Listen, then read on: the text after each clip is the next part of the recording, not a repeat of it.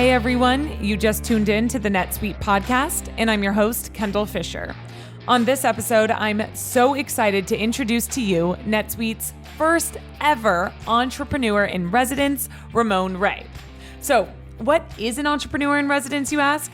And how does this impact you, whether you're a Netsuite customer, partner, employee, or prospect? Don't worry, we will cover all of that. And as a four-time entrepreneur and current founder of Smart Hustle Media, Ramon will also take us on his career journey from the United Nations to small business consultant and expert. He'll discuss the biggest barriers to growth he's witnessed businesses face, as well as the people, processes, and technology that can help overcome those obstacles. He'll even explain how to navigate the increasing customer acquisition costs we're seeing right now and improve customer retention, the mistakes he's seeing businesses make on social media, and why creating an authentic, personal connection with each of your customers is a trend that will never fade. All of that and more coming up next. You're listening to the Netsuite Podcast, where we discuss what's happening within Netsuite, why we're doing it, and where we're heading in the future. We'll dive into the details about the software and the people at Netsuite who are behind all the moving parts. We'll also feature customer growth stories, discussing the ups and downs of running a company and how one integrated system can help your business continue to scale.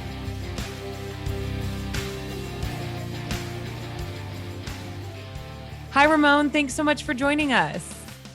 Kendall, you're welcome. It's great to be here. I've had the pleasure of interviewing you a few times now as our first ever entrepreneur in residence. So I'm excited to have you now on the podcast, though, for the very first time. No, it is exciting. And it's funny. I've seen you many, many times doing some baller stuff for Oracle NetSuite. And it's an honor to partner with you and the team and help serve our customers. So thank you, Kendall, very much.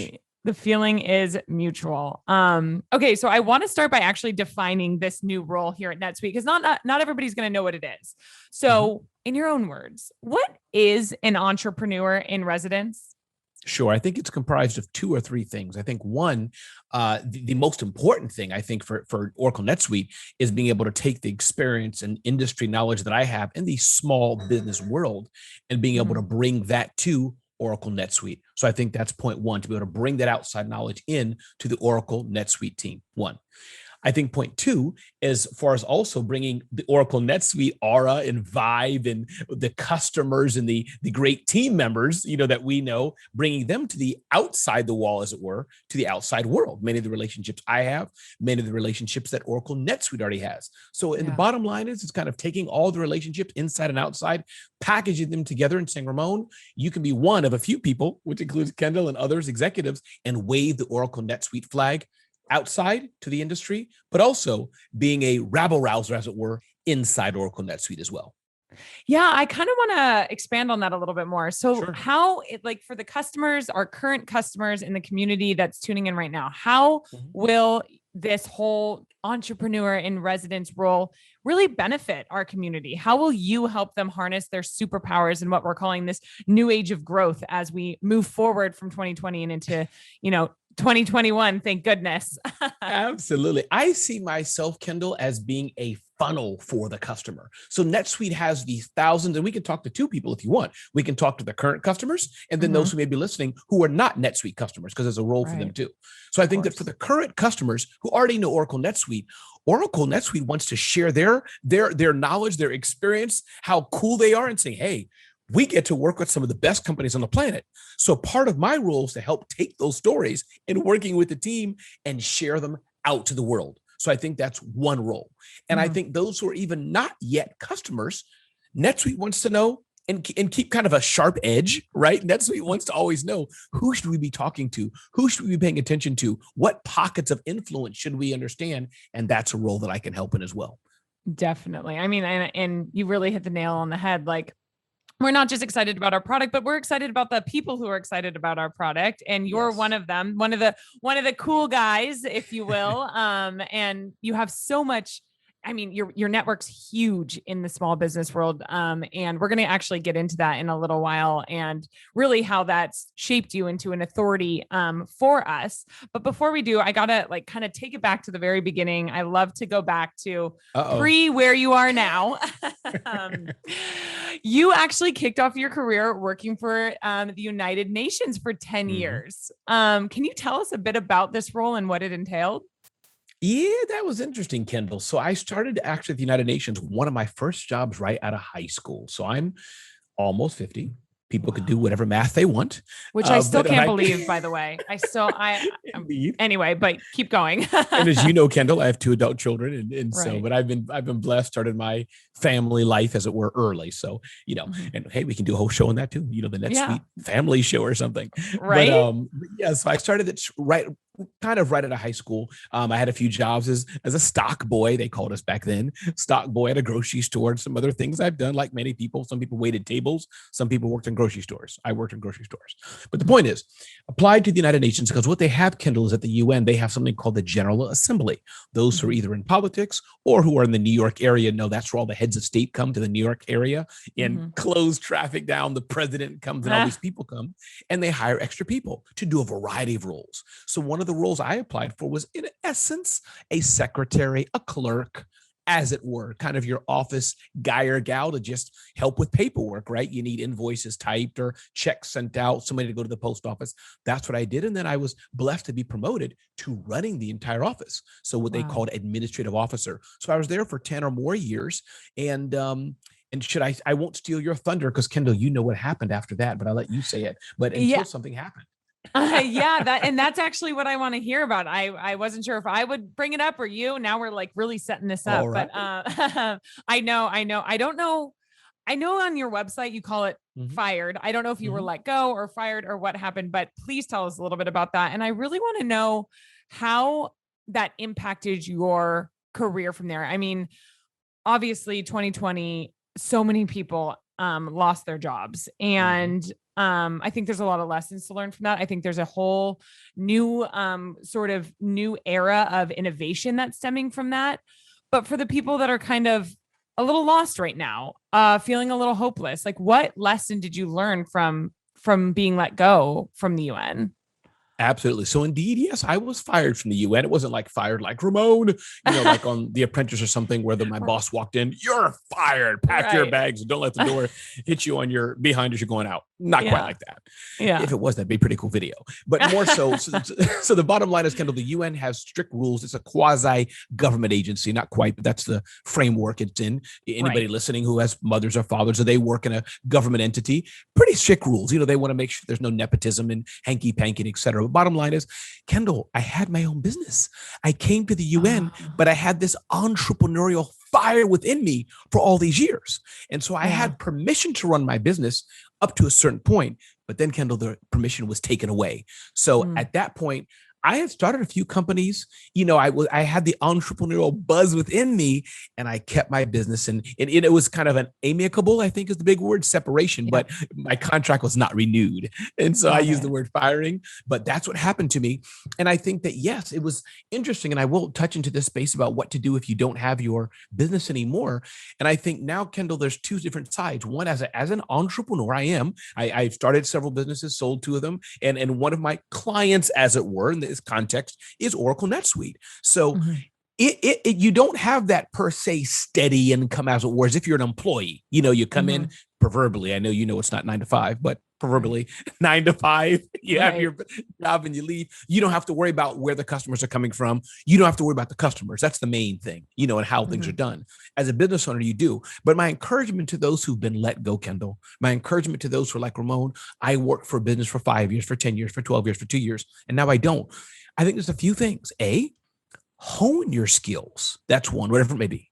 2, look to see what other skills you may have that can translate to other things.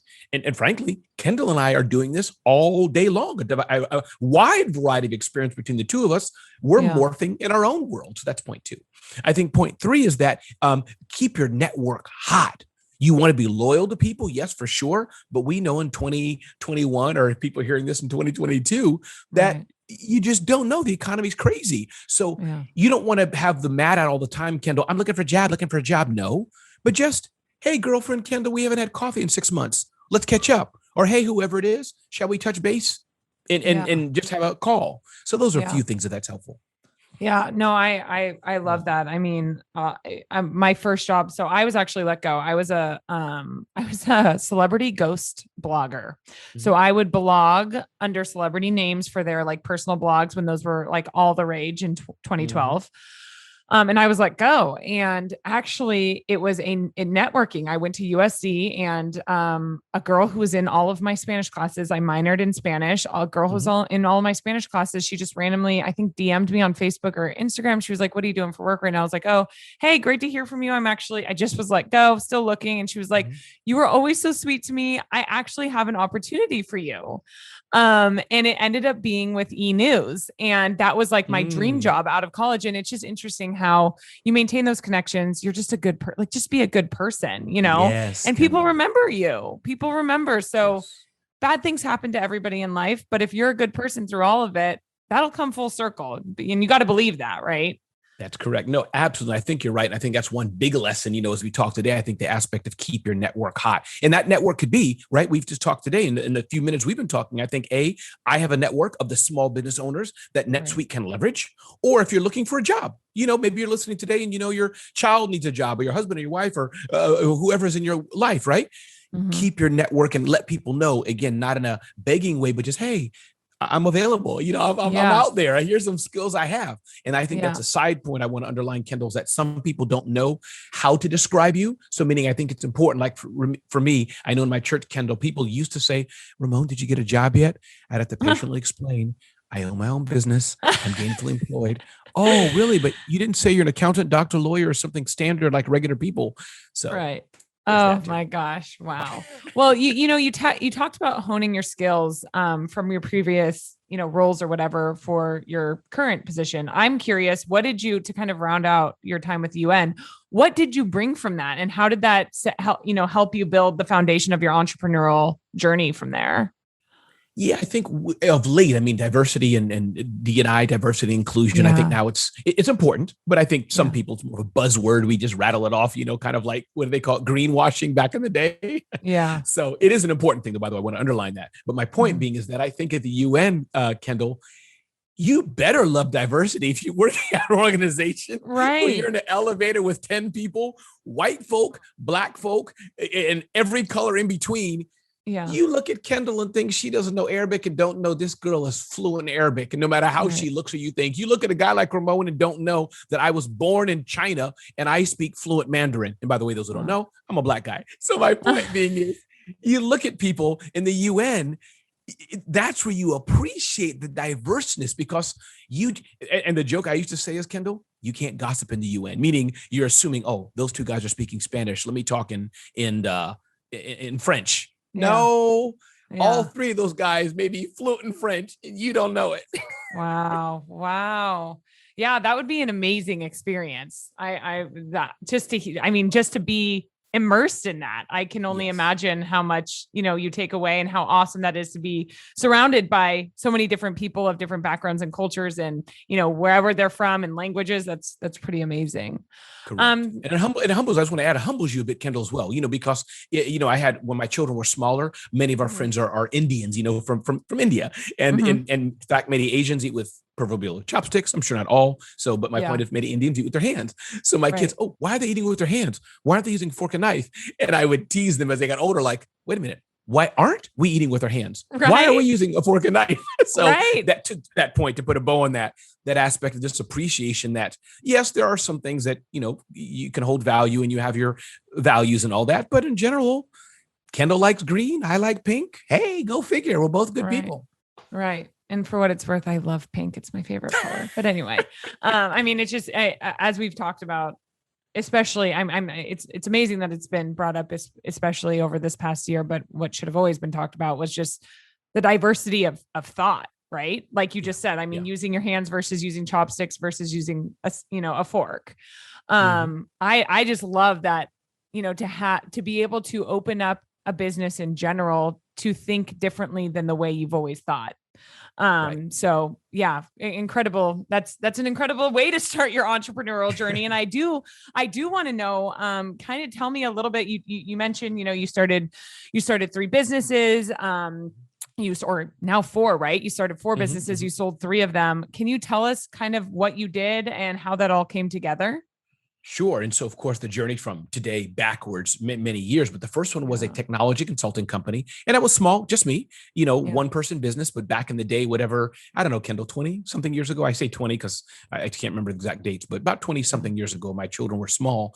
My son now is 26. That was, people wanting to know how to use, Microsoft Access, databases back in the day to put little records in place or string together your local area network, Ethernet. Now Wi-Fi is built into everything, but back then Ethernet wasn't that popular. We were just trying to string networks of computers together. So that was kind of the space I was in, upgrading computers, adding antivirus on computers and software. So that was company one, a technology consulting company, tiny, and I dissolved that company. Second business was smallbiztechnology.com, which is still running today, and I sold that 20 years ago.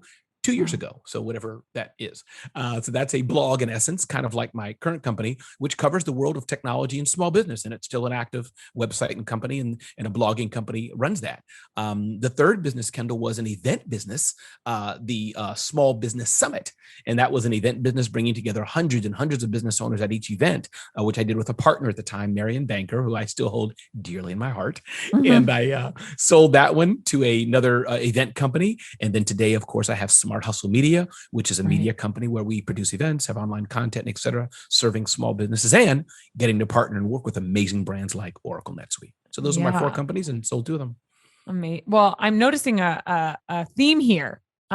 Small businesses. Yes. I mean, where did your love for small businesses come from? I mean, why did you decide to kind of follow that niche and that passion?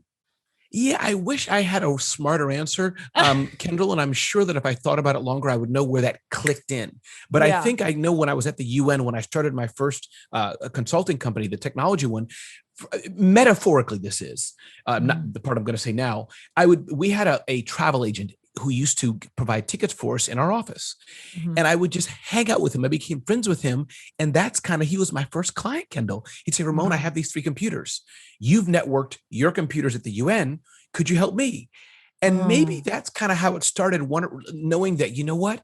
There's millions and millions of companies that are 1-person, 2-person shops. And of course, as you and I both know, NetSuite serves those companies that have a small dream and they're scaling, they're growing fast to be the next IPO'd or multi-million-dollar company. So I think that's kind of where that appreciation of just knowing the UN's a great place. I work with many MBA students and who had bachelors and doctorates wanting to kind of save the world. And I say that honorably in a good way. But for me, it was really I was more of the tactical. Let me work with really small companies so I can help them with their marketing or technology. And as you said, there's a theme because today I get to work with great brands, across the board, not just small businesses. I mean, you're also working with multi-million-dollar IPO businesses now. That's right. You've grown too. Indeed. So I want to talk a little bit about, you were saying in terms of you were consulting for technology and then eventually marketing, obviously now you're in marketing and media. What would you say are the top barriers to growth for small businesses? I'm guessing technology and marketing fall in there, but I just want to hear from you. I guess the top 3 that you would pick. Sure. And it depends on who they are, the industry they're in, but there's a lot of barriers. But I think that a few things I can think of. I think one is the mindset. Ironically, I think it's not even a core business thing, but I think this aspect of, do you have clear your purpose, values, missions? I think that's one. That leads, Kendall, to, are you hiring and getting the right people on your team, which is kind of still the first one. But I think for sure, Kendall, as you scale, the rails can easily become off. As I've heard Evan talk about, Evan Goldberg, of course, co-founder or founder of NetSuite, as I've heard him say, is that as you grow, if you don't have the systems and processes in place and the technology to underpin it, you're going to be jacked up and have problems. You can sell all you want, but then when you get your first order of 10,000 shoes, 1,000 shoes, 10 million pens, if you don't know what your right hand or left hand are doing, if you have silos in your business, you can't serve your customers. Game's over.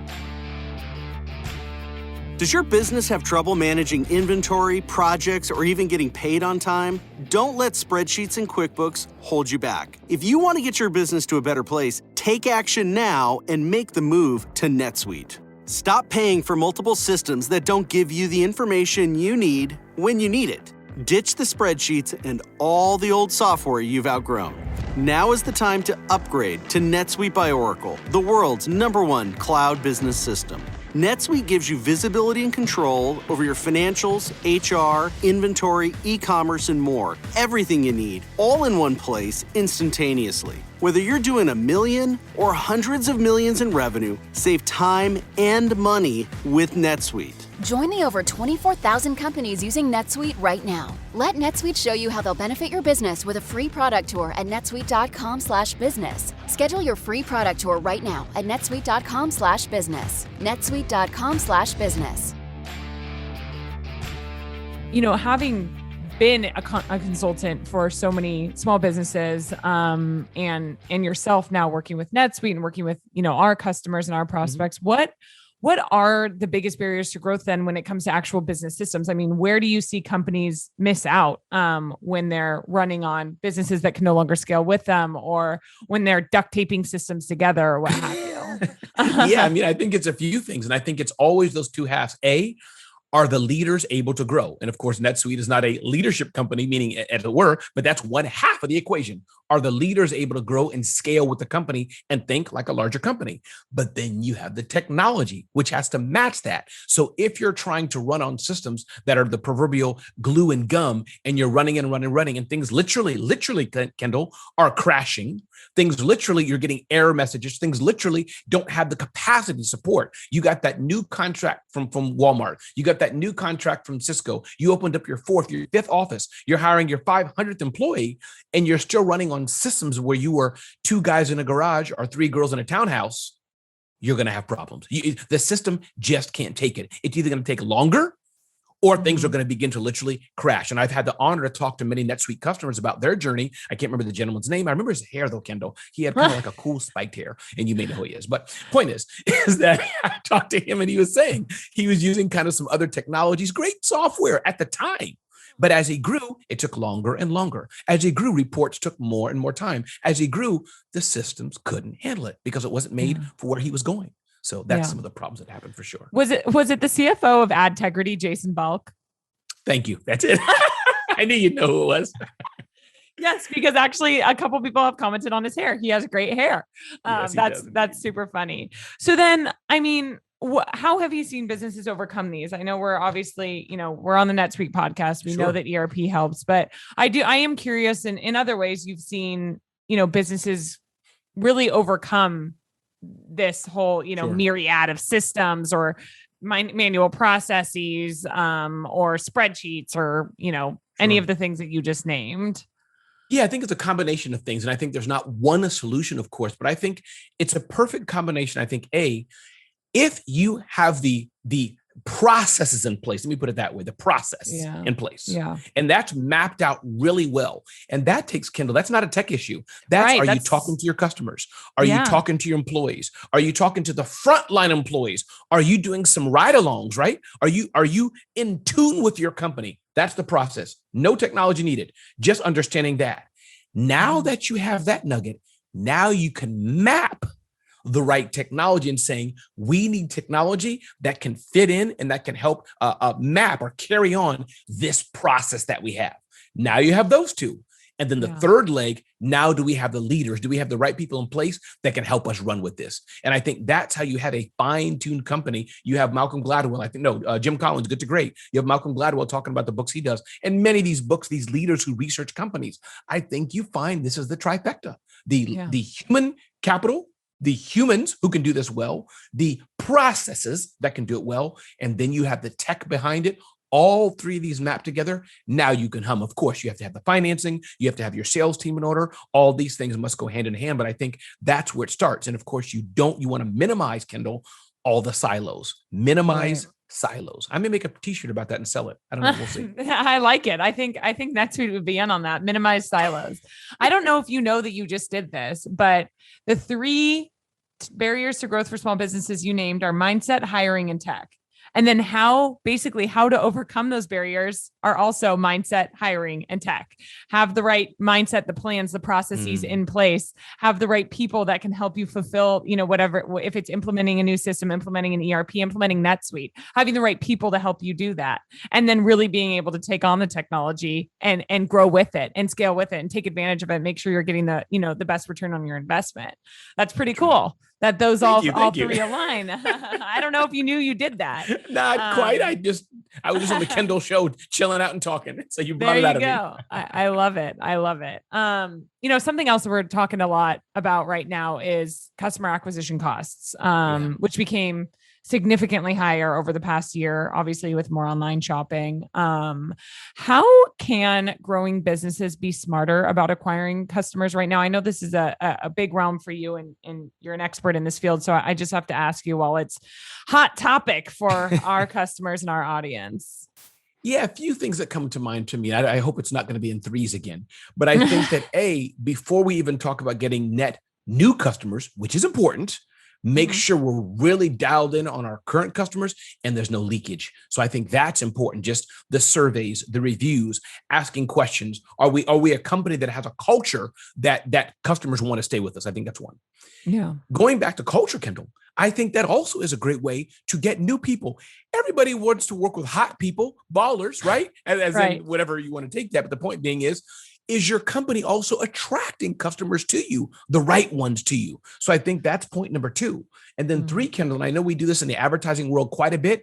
Are you really, really dialed down deep on who are the perfect customers for you, understanding what your current customers look like, and now that you can empower your team, go find me more like this? Because once you then find customers who have that same pain point, who have that same problem, are able to call them out. And NetSuite does this very well, calling out, we know at the small business level, the specific customer we want. Once you do that, now when they come into the fold, remember the conversation we had earlier, Kendall, purpose, values, missions. Now your team, your sales team, your support team, they can serve that customer with a genuine heart at the core. And ideally, that's how it grows. Now, you're not going to get every customer, but I think if you're a company that looks appealing, if you have your systems built in place, and if you know very well who we want, and you know what, who we're not for, that is the way to get to have a good funnel of customers over and over again. And last thing I'll add, Kendall, one more thing is that education. I really think that's important. I know that's part of what we're doing here at NetSuite, right? Oracle NetSuite, to educate our customers. And it's the long-term game, I must say. It's not going to happen overnight, meaning it works. But you're out there, the company that's leading the education. You're the car mechanic. Hey, my name is Joe. I don't know why I put a Southern accent, but I'm going to go for it. My name is Joe, and I can come by my shop, and I'm going to teach you about spark plugs and changing your oil and tires. You can't do everything for free, of course, Kendall, but that spirit, who do you think is going to have a line of people out the door when the next car breaks? Right. The guy at the car mechanic shop. Yep. I mean, proving that you're an expert, proving that you're an authority on it in that education process. And then I love, you can't, what's the saying? If you're everything to everyone, you're serving no one. Yeah, exactly. Exactly. So it makes total sense. And that's some great advice. And now I want to ask, though, what about retaining current customers? I've heard you talk before about dating prospects and marrying customers, and I'd love to dive into that a little bit. Absolutely. Date your leads and marry your customers for sure. And I think the retaining part, that is important, Kendall. That's just, that's everything. Because I think that sometimes we focus too much on the new one, which we need to. We have to grow. But I think it's the current one. So a few things to do, I think, and these are simple things, more tactical things, but it could give some people ideas. We're all delighted if I remember Kendall's birthday. Let's pretend it's today. Happy birthday to Kendall. It's not, but let's pretend. So that's one simple way to say to all your 500, 5,000, 10,000 customers, can you build within your systems? And I know NetSuite can do these kind of things. Just to remember the anniversary dates, not personal, but corporate anniversary dates of your customers. 2, do you have liberal return policies that people can know, hey, if something goes wrong, we are going to fix this and make this right? I think 3, do you have a loop in your company that quickly, if customers want to leave or if things aren't happy, you can find out why? I was with a company today, a company, and I left them. You can hear me stuttering, Kendall, because you're careful not to say the name or right. Of course, that. They're a good company. They just weren't a fit for me. But I was glad that a human reached out. Hey, Ramon, just want to know why you're leaving us. And I think that's the kind of thing they can scale it with a survey. And I think they did give me an exit survey, but also somebody reached out to just ask why. And I bet they're noting that so they can keep doing better in serving. That's how you keep customers. And I must say, Kendall, I'll call out my friend Jay Bear. He has a book out called Hug Your Haters. Even, I'm not a hater of them, but even people who leave you, Kendall, I still have a good taste in my mouth about this company. They just weren't a fit for me. So that's more long tail marketing, but those small things help, especially as you're scaling your company. Yeah, of course. On that first point, kind of building personal relationships, making personal, authentic connections. I talk about this all the time. I think on social media, and I know you and I are on social media quite a bit. I think one of the biggest mistakes, influencers, whatever you want to call them, just people in general, even our friends, our family can make is the whole inauthentic, distanced, like messaging. It's, hi guys, so here's my latest foot cream that I don't personally use, but this is an ad. It's not working, right?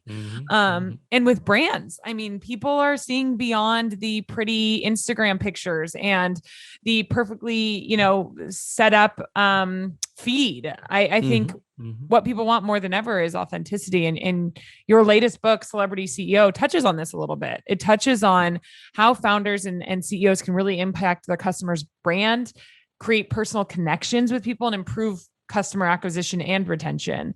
I'd love for you to share your thoughts, speak a little bit from your book, and tell us what our listeners can learn from that. Yeah, no, you're Kendall, you're spot on. And I must say, with the Super Bowl commercial, there's one chip company, I'll put it that way, chip company that, has it's my understanding that they were like, no, we need to pay for imperfect ads because this is what people want to see, just regular people doing crazy stuff. So to your point, I think that bit of imperfection, which leads to, the personal brand and the concept of celebrity CEO, which would same name in my book, Celebrity CEO, is I think the aspect of, how do we build community? How do we build fan base? Too many times, I think, and while sales are needed, but I think sometimes companies look more for the sale before they look for building relationship. And I'm a firm believer that if I can build a community first, if I can build a fan first, if I can get a smile from Kendall first, there's a greater chance that she'll buy my vacuum cleaner, my knife, my airline ticket, whatever it may be. So that's really that concept, is to encourage companies. One of the biggest assets you have is your employees. One of the biggest assets you have is the smiles of your leaders. And you can use that more to, Kendall, build authentic relationships at scale with customers so they feel this company really cares about me. They care about you because you bought from them, you're a customer, but there is more than just a transactional aspect in the relationship for sure. Right. And I've interviewed, actually, I interviewed the CEO and founder of, oh my gosh, I'm going to forget the name right now. It's going to come to you. You're going to have to get in the shower, sprinkle some cold water on you or something. Yeah, exactly. But of a shoe company. And one of the things that she recently started doing, is telling her own story on her blog, talking about, how she wore her shoes in her wedding and to her baby shower, and the way that she's, why this specific style or this specific campaign for the company has had a personal impact. It was, there was a personal impact for her. And I just thought that was so interesting. It's building that, like, hey, here's why we do what we do. Here's why the name of this shoe is X, or, here's the shoe that I actually wore myself on my wedding day and why it was so special to me. I think that's, and I think that's where people go, oh, well, if the founder wore this shoe on her wedding day, like, obviously that's going to be great for me. Right. So, who are actually some of the CEOs that you think are doing this really well, and why? Like, if you could name one, who's somebody that comes to mind? Sure. I mean, I like the founder of Away. I think she's may have left the company since, but I think the founder of Away, the luggage company, I love Stitch Fix. I think she's done a great job. I think her name is Katarina, I believe it is. So I think there's a number of companies like that again, I must say, Kendall, it may not be for every single brand. I must say, if it's not for you, but I think that CEOs can be assets of it. They're in their own ads, or even if they're not in their own ads, they're front and center modeling customer service. Front and center modeling, hey, listen, we care about customers, we care about you. So I think that those are a few that I can think of for sure that are out there front and center. And and people may know their name, and some of them are active on Twitter or not. Yeah. And you have to be careful of that. There's pros and cons to that. But I think there's nothing more than the CEO or the leader modeling that. And Kendall, what happens is when the leader models that, authenticity, when the leader models that I'm out there as well with you, that means the employees and the team members model as well. They're not going to hide. They're not afraid of saying, hey, yes, my name is Joe. My name is Maria, whatever it is. I can help you. I can serve you. So I think that's where it gets really cool when they can showcase how that works. And then everybody else wants to model that as well. And like you said, there's boundaries. It doesn't necessarily mean you're tweeting what you had for breakfast, lunch, and dinner, right? Like, I mean, maybe you are, maybe that's the way that you're connecting, but like it's building a connection through things that matter to you and that are authentic to you. I thought of the name. It is Sarah Flint. I cannot believe that I forgot that. Sarah Flint, the founder of it's her namesake shoe company, Sarah Flint. Actually, Meghan Markle's favorite shoes. Okay. So love that because Meghan's a California girl and we love Meghan Markle. But anyway, Sarah Flint is the one who's she started a blog and she blogs about her personal life. She doesn't go into, she's not telling you where she had the wedding or what she paid for it. She's telling you, here's the shoes that I wore and why they're special to me. Here's why I, coordinated with the, American Ballet Foundation and what that means to me. I just think that's really cool for people to understand, where your passion stems from, why you do the things you do. I think that's, again, it just builds those really, really great connections and kind of allows people to see themselves through you as the founder. Yes, for sure. And I think the executive is definitely can be one of the biggest asset besides the employees that a company has. And I think for the marketers out there and the leadership teams out there listening to us to think, how can I begin to leverage my executive or my leadership team? And you're right. I, and maybe Kendall, do things like, hey, here's what we ate, whatever, because we're just different kind of people. Yeah. But for everybody else, even just going something on LinkedIn and doing a small little video or thought leadership, that helps. It puts your face out there for sure. Yeah. It's 150%. On the contrary, I do want to ask, what do you think is one of the biggest mistakes you're seeing businesses make on social media? And then I'm going to ask how it can be fixed. I think you touched on it, Kendall. There's probably a lot of mistakes, but I think just when it's too polished and too perfect, that's one. And probably the first one is trying to sell first. Twitter, social media, you can sell. There's mechanisms and companies that can do this. But I think that really it's a way to start a relationship, Kendall. So I think the biggest mistake is like, hey, 99% off. Click here on our tweet. Okay, maybe there's ways to do that. But it's more so get me to laugh. Get me to be more informed. Get me to want to go to your funnel, as it were. Now we're talking marketing, right? And give my email address to get your free white paper. That's what social media is for, to spread the love and to educate me. But I think the biggest mistake, especially people who are new to it, I got to sell. Yeah, you just alienated probably half your audience by doing that. Right. And it's a fine line to walk. I mean, it's not, I mean, we're full transparency. We're always figuring it out here at NetSuite. What is that line? What can we share? How do we get our audience left? But how do we also educate? And how do we make sure that people know what we do and who we are and what ERP is? And, so it's definitely a fine line. It's not the easiest thing in the world, but I love the idea though. If you're selling first, that's not the right move. That's right. Figure out who your audience is first, figure out how to connect with them, figure out what's authentic to you and connecting with them, and then go from there. So Ramon, to kind of bring this full circle here, I can't believe we're already rounding this out. It feels like this, time flies when you're having fun. Hate to be cliche, but saying it. What made you, you have all this history. You are so good at what you do. You've worked with so many growing businesses all over the world. What made you decide then to take on the first ever EIR, Entrepreneur in Residence? Because we love acronyms here, here at NetSuite. Like, how do we align to your goals, your future goals, and your, really your passion for helping businesses continue to grow? Sure. I think there's a few things. I think one, definitely, I think the founder, I must say the founder of NetSuite just seems like a guy who's is chill, interesting, just like his vibe. That's one. Two, I've been to many NetSuite events. As you know, Kendall, you and I have crossed paths a few times.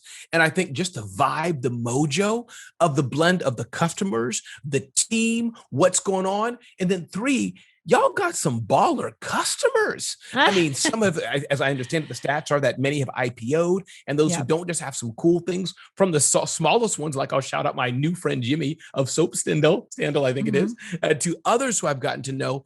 This is what America, and of course you have global customers too, the world is about. So for me, Kendall, that's what it is. I want to work with a company that I can have some fun, because I have to have fun while I'm doing it. 2, that are first-class professionals. Clearly, y'all are. Now I can say we are. 3, that has a good base of customers. And that 4, that's helping to grow business. And yes, I'm about small business, whether it's the smallest of small businesses, but of course, NetSuite's domain, those who are small, but they're like, yeah, we're growing and scaling fast. It's a wide range. That's, hey, and nobody said I can't have my burnt pancakes and syrup, Kendall. So that's like a plus on that right there. Right. And tweet about it too. All right, Ramon. Well, you know what? Thank you so much for joining us.